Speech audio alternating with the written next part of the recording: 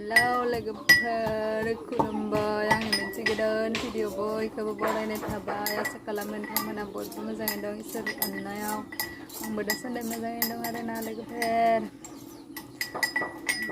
बिदिब्ला आंनि भिडिअखौ जोबजासिम नायलांदो लाइक एन्ड साबस्क्राइब खालामनानै होदो आरो शेयार खालामनानै होदो दे लोगोफोर बिदिब्ला आंनि भिडिअखौ नायलांबाय थादो ना मा होनो लोगोफोर बेदर सावनाय खामफ्लेजोब्बाय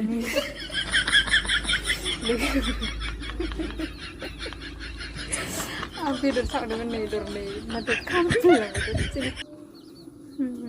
मोनजागाबाय दा मा जागोन जानो हानाय नंला खामफ्लेबाय लोगोफोरा जोबोद दुखु मोनबाय हा